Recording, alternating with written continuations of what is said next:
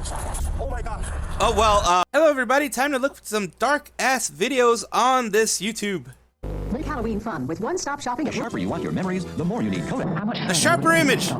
Oh God, what? Why? Why? It is all, dude. That car just keeps going, and it hits somebody. Good. Good. I mean, bad, really. Okay, what's this? August 4th, 2021. A New Jersey police officer named John Nunez pulls over a speeding car in the township of North Bergen at 1:49 in the morning. So this is just a normal stop. Passenger named Alexis Rodriguez, who was accompanied by the driver, 24-year-old Luis Fernando Ceballos, whom the officer. Oh, when they show pictures like that, it's usually not a good idea. Well over 100 miles per hour. Holy jeebus! That looks like it might be a BMW. I mean, just looking at the hood, it might be a BMW. It might be a Hyundai Veloster. Maybe, possibly, but still, 100 miles an hour on regular city streets, you should not do that. You shouldn't even do that on a freeway. It is not safe. You don't have a helmet. You don't have a roll cage. It is not safe for you. It is not safe for the people around you. Don't do that, people. Please don't do that. I know, that's why I stopped him. Yeah, that's why I'm stopping you for. See? Driving, careless driving, speeding. Yes. Okay? This guy is trying to show off to the girl, probably. Still doesn't excuse it. It never will. He's 100 on Kennedy Boulevard. All right, man. You almost struck my car because I was making a right turn. He almost hit the cop. He almost hit the cop. Luis's driving was reckless, to say the least, apparently almost striking the officer's car and several others as he sped through town, breaking numerous traffic laws. Okay, now that's not good. Dude, you almost hit a cop. Of course you're gonna get stopped. I hope he got the book thrown at him, because like he's going 100 miles an hour. He should get the book thrown at him. Despite this, Officer Nunez was sympathetic to the no. they were Yeah, even on their first yeah, date. that looks like a Hyundai. That looks like a Hyundai. Like this. He made the decision to issue only 3 just the rear taillights. I thought it was like a Magnum or something. Learning lesson for Luis to never make Wait. He got let off with 3 tickets? That's all he got let off with? What the heck? Is this officer high? Was he smoking something? Seriously, what the heck? You don't let off someone like that with just that. That is dangerous, man. Telling him that. Sorry, we're on a first date, me and him. That's fine, but almost killing each other is not the way to start on a first date. Before leaving the couple with some final words of advice. All right, man. Get safe. Nunez maybe a Jaguar? Car as the couple drives off to continue their romantic evening elsewhere, hopefully this time in a much safer manner. Hopefully. You hope. But this is a scary video, so it's not gonna happen. Something else is gonna go wrong. Ah, fuck. See? Look. Now it's not only them. They got into an accident. Okay, now they involved other people.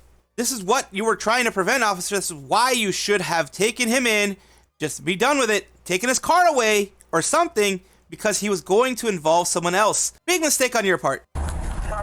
Now arrest him, please. Arrest the dude. This is the same kid. Oh my gosh. Oh my gosh. Oh, well, oh, damn. Oh, he went underneath the big rig. Holy crap. So, oh, dear lordy, they probably got decapitated. To be honest with you, they probably got decapitated. At approximately 2:13 that very same morning, Officer John Nunez would be called to the scene of a nearby accident, only to arrive and discover that the car my goodness was the one that he had just let go, only a mere 10 minutes before. 10 minutes! In the vehicle, I thought it was hours later. 10 minutes! It took 10 minutes for this dude to die. Holy moly. Destroyed past the point of recognition were Luis and Alexis, whose bodies were so mangled that just by looking from afar, Officer Nunez immediately knew that the crash had been fatal. We're gonna need a crash team, sir. Crash team, we need a crash team. That's the same car I just had. Fatal. Oh my god. Oh my god. Yo, that's the same car, bro. That's the same car, man. Yeah, that's the car you let go. That's the big mistake you made, officer. Big mistake you made. You let him go.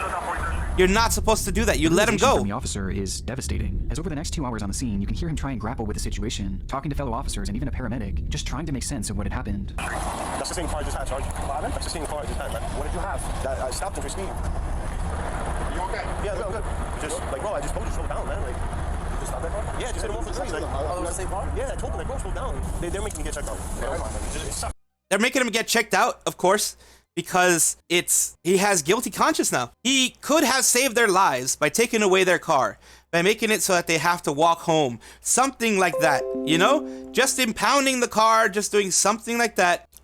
It's just, they should not have let the guy go. I just literally stopped for the same thing, like, yo, relax, calm down, bro. He said, no, it's my fault, we're just trying to get home, but it's not your fault to get into an accident.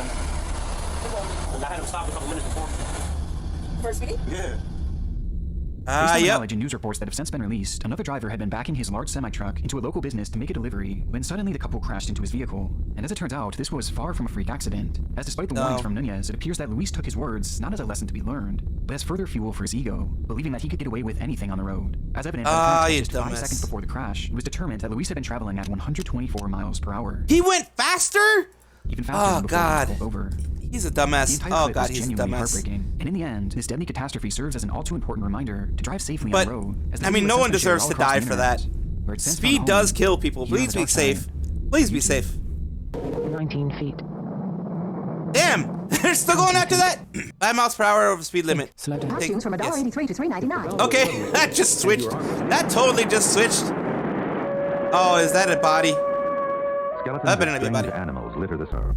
As evidenced by our first clip, the fairly mundane task of driving can quickly become life-altering within just yes, a it blink of an can. eye. 1 minute you're cruising along enjoying your ride, and the next you're encountering something straight out Oh! of a nightmare. Whoa! It's really no wonder why dashcam videos have become so popular throughout the horror space, showcasing horrific accidents, What the heck was that? and all sorts of other disturbing moments. But back in 2019, a clip of a similar nature surfaced that grabbed the attention of the entire internet, not just based on its concerning imagery, but the seemingly unexplained mystery left behind in its wake. On the 30th of December 2019, a motorist was enjoying a drive on Highway 1 in San Francisco, California. The route took them high above the sea with an open cliff face showing the vast beauty of the ocean. It's one of the most visually stunning routes in the entire country, but on this particular day, for this particular driver, the beauty of the landscape would be shattered by a fleeting glimpse of something utterly terrifying. Oh, what is that? What? 911, what is the location of your emergency? That afternoon, police would receive a 911 call from the driver, stating that they had witnessed what they believed to be a car falling off the edge of the cliff face, which stood hundreds of feet above the water below. Oh, what? It happened in just a split second, almost too fast to fully comprehend, causing the driver to question whether what they saw was real or just a figment of their imagination. A question that would only be answered by the dash cam that just so happened to be rolling at the time of the incident. Oh, thank goodness for dash cams. Thank goodness for dash cams. Holy crap. Oh, whoa, yeah, that car just went flying off. Yep, that car absolutely went flying The clip off. is concise, but it did in fact confirm the driver's account that a car had gone over the edge, as the footage cuts off almost exactly as the vehicle appears to go airborne, where it would have been met with a tragic drop into the rocky ocean below. And perhaps most disturbing of all is the speed at which the car was traveling. It was going full appears as if speed. The brakes were never so much as touched. Yeah, what the heck? Within just minutes of the call, rescuers were already arriving on scene, where they would discover tire tracks in the sandy dirt leading right off the edge of the cliff. Perhaps an unsurprising indication that the car had actually gone over. Oh my. But what was surprising was something that happened to be missing from the scene. The car. entirely. As when they looked down into the water below, there was no vehicle. Immediately, crews scoured the scene in rescue boats, combing the area in the hopes that somehow the driver could still be alive. And yet, they Nope. found Of course they're not gonna no find sign of the anything. driver, and no sign of any vehicle. Despite the How? area being diligently searched over the following days How? and weeks, all that would be found were a few car parts that were never even matched to the make and model that appeared to go off the cliff that day. And even stranger, despite that exact type of car being determined from the video, no one came forward to report any friends or family members missing who might have owned the same type of car. And this was a unique vehicle too, a green 2009 Lexus SUV. Not Was really it one just that you would typically pushed see off? driving around Was it too just often. let off? And yet, despite this video being shared all over the news and across the internet, no one seemed to recognize it, and no missing persons cases were linked to this video, leading to the search being concluded with no definitive proof ever being established that a vehicle had landed in that location, or that anyone had even been involved. It was like it never even happened, as the vehicle had just disappeared as soon as the video look, ended. the ocean currents can do a lot. With theories being thrown all around, ranging from something supernatural having happened, to the car somehow being swept up before investigators had gotten there, Yep. perhaps entering the water at the perfect angle to which no debris was left behind. But maybe one Very of the much most so. compelling theories at the time was the idea that the video itself wasn't even real, with experts even diving into this theory to see if they could find any proof that this was CGI. Yet their investigation found no evidence that this was the case. And despite this footage seemingly making no sense at all, this Yeah, video that's was weird. all too real, and was now left completely That was very unexplainable, strange. as the That's mystery very would strange fall out of because headlines and quickly be it forgotten. could be CGI, Until the morning of but April there are 29th, no like 2020. artifacts that can prove otherwise. Oh wait, they found it again? Okay. Almost exactly 5 months after this dashcam footage was taken, swimmers at the nearby Montero State Beach would stumble upon an object floating in the distance. Oh. And upon further inspection, the realization would set in that this object was actually a body. Her name was Oh Tracy no. Sinclair, a woman from the Okay. area who just so happened to have been missing around the very same time as this infamous clip. And when police would search her auto records, they discovered that she did in fact own a dark green Lexus SUV. So it was from the year her. 2009. It was Giving us at least her. a better idea of who Her. was It in was the vehicle absolutely at the her. time it crashed, and the fact that a vehicle That's had in freaking fact crazy. crashed to begin with. However, it's still unknown why Tracy was never connected to the case before her body was found, despite her fitting That the makes no profile sense. perfectly. Yeah. Plus, we still don't know why her car went off the cliff in the way it did. But given That's the fact weird, that the brakes man. didn't seem to have been pressed, many seem to have settled on the idea that the crash was, unfortunately, intentional. Oh, But perhaps no. the strangest part of this all is, to this day, that green Lexus has still never been recovered. Well, nor like I have any of said- its parts, leading to the mystery lingering for many across the web, who are still left unsatisfied by its conclusion. But for the family of Tracy Sinclair, I'm just glad that they can now take some solace in having some measure of closure to their dark, devastating I mean, loss. that's not the closure that they wanted. Absolutely not. But at the very least, they know where their family member is, you know? Your arm would be like trying. The passers-by are characters from Traveler's Tales. At the bottom, it's dark and virtually lifeless. Above, there's just empty sky. Yes, they're just Our next case sky. takes us to what would best be described as an environmental anomaly. As hidden within the outskirts of Mitsero, Cyprus, exists a body of water known Cyprus? simply That's as like near Greece, the isn't Red it? Lake. As the name would suggest, this small secluded lake consists Oh, of red that water freaking varies in lake. shade Oh, throughout I the know year. about that In one. some instances, it appears bright red, while in others it almost looks blood-like. It's toxic, This if I'm not anomaly is caused by mistaken. various blends of minerals found within the soil, as well Yeah. as runoff from a nearby abandoned mine, which That's was once used toxic. to extract iron ore and gold back in the 50s. Yep, it's Not only did toxic. this caused the water to change It's its all shape toxic. permanently, but it also turned it highly toxic, and swimming here is strictly prohibited due to the danger that the water poses. I mean, who With the some heck going would as try far to as even swim calling it there? an acid lake. This hasn't stopped curious tourists from visiting the area, however. I mean, yeah, you can And as a matter visit of it, fact, but don't the dark swim in allure it. of this deadly lake seems to only drive curiosity, leading it to become a semi-popular location for extreme tourism. And those brave enough to journey out there have gifted us some truly stunning footage. It is a very nice looking lake, but do not get inside of it. Oh dear lord. For Rotors, which shows a stunning overview of this deep red lake from the vantage point of a remote-controlled drone, providing us with a full Well, the view of drones are the lake's best view. way to see it. But while most choose to view the water from afar, others prefer a closer look, as some have even been brave enough to make the venture down to the shores themselves, with the one video that stands out above the rest belonging to YouTuber Sarah Funk. So I discovered that there is a red lake called Mitasero. It's about 20 kilometers from Nicosia. Most people don't even know it exists. We're gonna go check it out. In 2017, the well-known vlogger and her boyfriend traveled to Cyprus with the goal of making it to the water's edge, Ah, documenting okay. the entire adventure and showcasing Don't- just how oh, remote dear the lordy. area is, and how difficult Oh, it is to they access, have while giving razor commentary wire. on the Holy frightening crap. landscape. This is what like murder episodes are made out of, okay? Because it's always like a young Why do American you say couple those go on things? vacation to Cyprus. Do They not went to see a jinx red lake yourself all by that way, women. my They dude. figured out why. Do not jinx yourself And, like, that it way, just my makes dude. sense. It smells so bad. Don't do that. It's like so gross. It's just like Don't do feels that. like death. You know what I mean? Eventually, their trek takes them all the way down to the Again, shoreline, where jinxing Sarah stands yourself. dangerously Why close, are you taking a doing this photo to of deep yourself? red water. But though both of these videos are interesting in their own unique ways, it would be a stretch to call them dark. And for years upon their release, they really weren't, as it wouldn't be until 2019 when it would be revealed just how disturbing these videos actually were. Okay, how disturbing were they?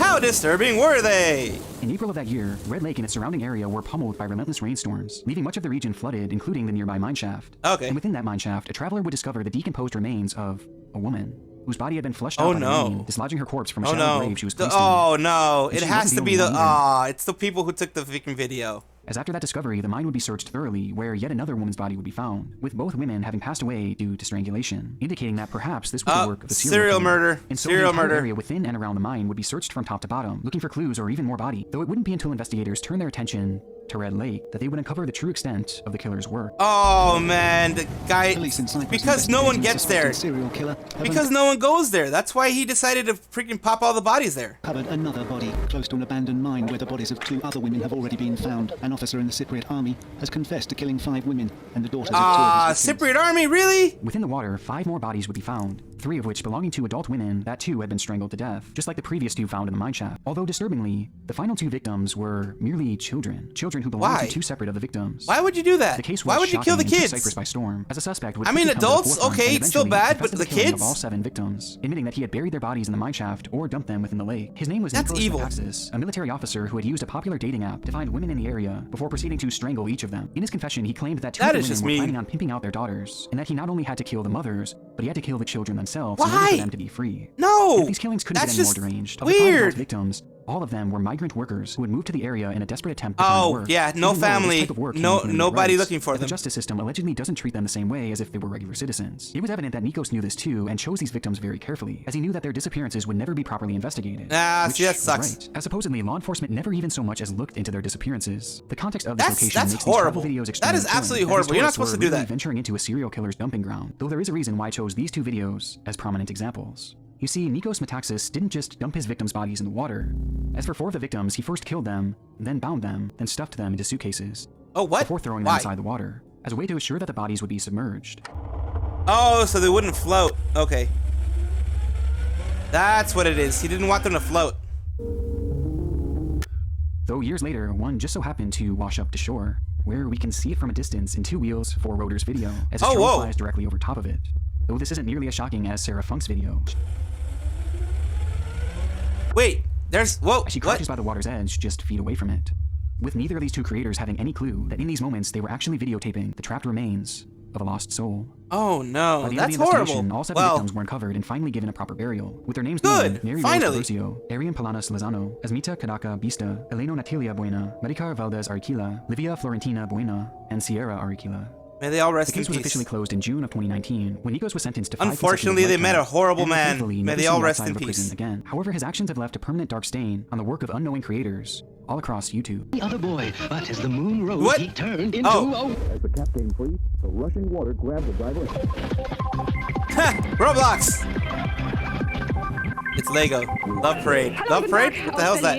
Ja, wir haben es. Yeah, yeah! Yeah, yeah, July yeah. 24th, 2010, a day in which seemingly the entire country of Germany was ready to celebrate, as it was time yet again for another long-awaited Love Parade. This music festival had run off and on dating all the way back to 1989, where it's hosted some of the most popular Love musical acts all over the Parade! world, as well as millions and millions of people. And it had grown Yeah, to be that's a so lot of popular people. that during the event in 2008, an unbelievable 1.69 million people had been in attendance for what was essentially one of the largest parties on Holy the entire Jeebus, planet. that's a lot of people. And the 2010 festival was set to be no different, with event organizers expecting a turnout of millions and millions of people. Jesus. This amount of people coming together I for wouldn't be any able to event is organize always that. going to be a logistical and public safety nightmare. Yes, it Despite is. event organizers and officials from the city was being Pickpockets, stabbings, all that fun hosted stuff. in, expressing their concerns over the size of the venue and its ability to fit so many people, the event was greenlit anyway, and it was determined that should anything go awry, there were proper channels for guests to evacuate in a quick and safe manner. And so on that July You don't, no quick and safe manner. When people are panicked, they'll stampede. morning, thousands began lining up to experience this one-of-a-kind music festival. Stampede is To control never the crowd good flow, in a the venue music offered festival. two large entry points that would lead the incoming crowd through a large tunnel which converged into a single main ramp. This ramp would then take the festival goers directly to and from the venue Oh, itself, that's a where the choke party was point. already getting started. That's a So choke to help with point. crowd strain, an additional smaller exit ramp was set up to help manage the high volume of people.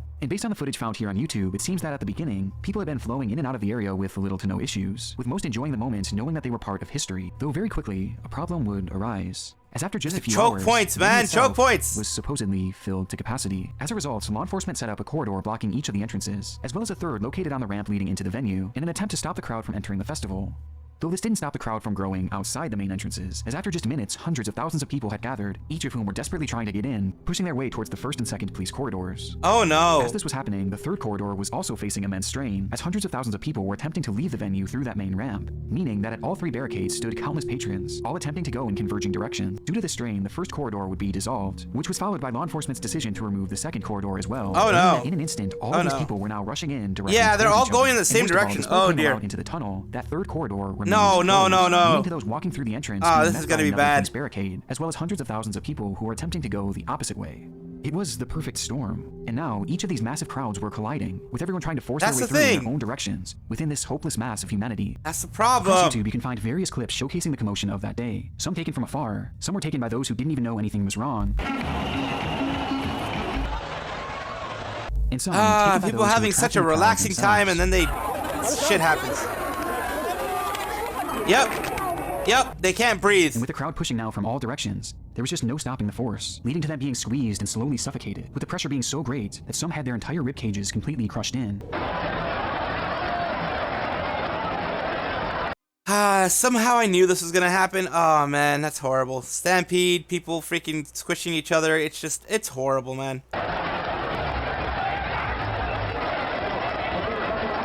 Then panic sets in as you Visuals from that can't day breathe. are horrific, with some attempting to climb over the walls, while others had their lifeless bodies lifted above the crowd in a desperate attempt to get them medical attention, but it was helpless. With the terror also being captured by survivors who would give accounts of what they experienced within that massive crush of people. I saw one girl they were trying to resuscitate and she had broken legs. Her boyfriend was near her, but there was nothing he could do. They put a cover over her head in the end. This is the first time I'd ever seen Oh, people man. die. Damn. I saw 25 people piled on top of one another. A huge heap. The people couldn't get any air. I saw the dead in there. The number of people Ah, I saw man, lying on no. the floor was That's ridiculous. They PTSD. had stamp marks on their faces. It wasn't until I saw people being resuscitated that I understood how serious this was. I don't even know if they were alive or dead. And to me, the power of this crowd is best shown within the CCTV footage that was overlooking the entire entrance ramp, as you can see people being pushed around from all different directions in a disturbingly unnatural manner, almost like waves in Human motion. waves, yes. That's In exactly what I was gonna say. Human waves. 52 people were left injured. Holy with moly. 21 sadly passing away. Holy Many of moly, whom that's still died too right many. there within the sea of people. In the following investigation, claims were made bashing the police on the scene for their response to the disaster, while the then mayor of Duisburg, the city where the event was held, named Adolf Sauerland, received heavy criticism and even death threats for greenlighting the event. With Really? Adolf later going on to be impeached from Dude. office and lose his position entirely. Dude, I mean, I And of course, understand the that, event but death organizers threats? themselves faced Really? extreme backlash, especially once it was revealed that the venue wasn't even filled at the time and could have easily fit hundreds of thousands more inside, making the third barrier which ultimately caused this entire human crush completely unnecessary. Though in the end, no one took responsibility for the tragedy and no parties were formally convicted of any crimes. People died. Someone should take responsibility for it. As you watch the following recreations of actual Delta P incidents, ask yourself if you have, on occasion, ventured into situations without being thoroughly prepared.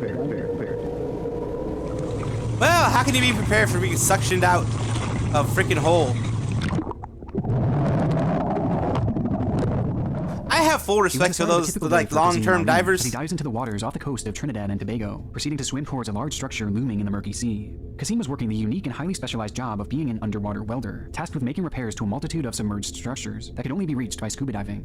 Kasim was employed by the Pariah Fuel Trading Company, who had tasked him and 4 others to perform maintenance on an inactive oil pipeline. This pipeline inactive is the key word here. With its 2 ends coming up to a 90-degree angle and rising up to the surface, with these vertical pipes being coined as risers. The system was initially created so that ships could park at the furthest riser and transport their oil through the pipe and out of the other riser, where it would be collected by Pariah. Well, that's interesting. The area in which Kazim and the 4 other guys were focusing their work on that day was known as Berth 6, which was capped by a hyperbaric chamber or an airtight enclosure that would allow them to breathe and properly use their welding equipment, despite technically being underwater. Okay, so they have their hyperbaric chamber. There's a hyperbaric chamber. In the video, Kazim approaches the chamber, climbing inside when he's met with his colleagues, Faisal Kurban, Rishi Nagasar, Yusuf Henry, and Christopher Boudrim, whom he all considered close friends by this point, sharing a close bond over their unusual profession. Well, yeah, I mean, you have to have a bond somewhere, right? As they were now able to breathe the fresh air from the chamber before going on to start their work on the pipe. The plan initially was to remove an inflatable plug from inside the old tube that was placed there to prevent the oil from the pipe from being contaminated by the surrounding water. With that process being briefly shown in the footage.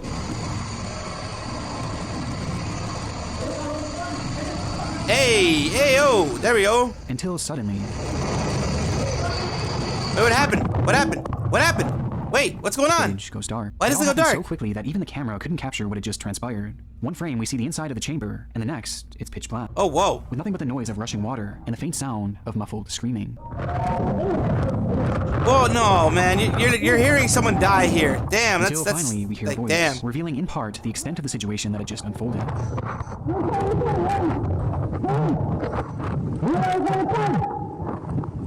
Wait, what? How are you inside the pipe? As the plug was removed from the pipe, in a time less than even a split second, the changing of pressure caused an instant suction in a phenomenon known as delta P, which proceeded to pull all the contents within the chamber inside of the tube, meaning that all the equipment, the air tanks, the tools, and the divers themselves were sucked into the pipe and were now being pulled at an impossible speed through the 1,200-foot-long tube system. Now, this pipe was incredibly narrow, at only 36 inches in diameter. Oh and my. As we hear Kazim being dragged throughout the tunnel, he and the others are repeatedly being struck by their heavy equipment. Yet as they each came to a halt, we hear one of the divers call out to the others, to which, one by one, they all miraculously respond.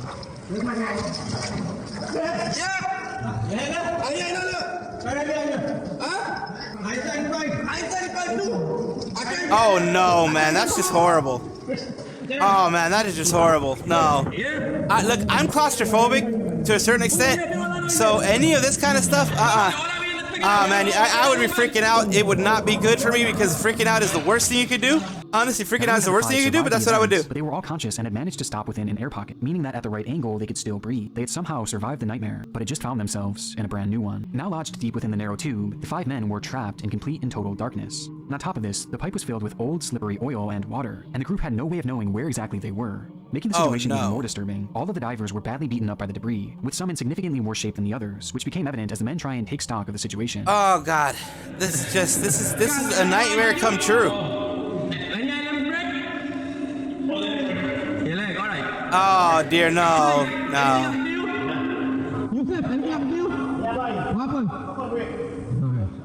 Two broken feet. Okay. This is where the footage would come to an end. Though for the divers, their ordeal was only just beginning. After minutes of trying to get their bearings straight, it was determined that Christopher Boudrim was not only physically in the best shape, seemingly avoiding any significant injury, but also that his head was in what they believed to be the direction of the chamber, where they had entered. Oh, okay, good. With that chamber being their only hope of escape, as had they accidentally gone to the opposite riser at berth 5, they would have been met with an immovable inflatable plug. Chris knew that he would have to be the one to lead the group out. And so together, the 5 men linked themselves, connecting their feet with the person below them's shoulders, and began to slowly push their way through the darkness, where they would quickly be met with another problem. Wow. Despite that is creative. That is very creative. That is very creative. Holy crap. I would not be able to think like that. I would not be able to think on my toes like that. The area ahead of him was completely filled with water, and there was no way of knowing just how long that stretch of water could last. It could be just for a few feet, or it could be for hundreds of. Though despite the danger, the 2 men in the front, Christopher and Faisal, decided to press on, leaving the other 3 men who were too injured to take the risk behind. So they moved forward, pushing on and now holding their breath, inching into the unknown, not knowing when or if their next breath would occur. Oh no, that is just After fucking what must scary, have felt man. like hours, the 2 managed to break through into the next air pocket, where by some miracle they would also find 2 oxygen tanks, which they would both utilize to help push them further and further through long stretches of water and long air pockets, knowing that at some point they had to be approaching the end. Though the closer they seemingly got, the more Faisal's condition seemed to deteriorate. As the stress of it all seemed to Why? finally catch Oh, up with him, yeah, he was yeah, stopping and refusing He went into shock, I think.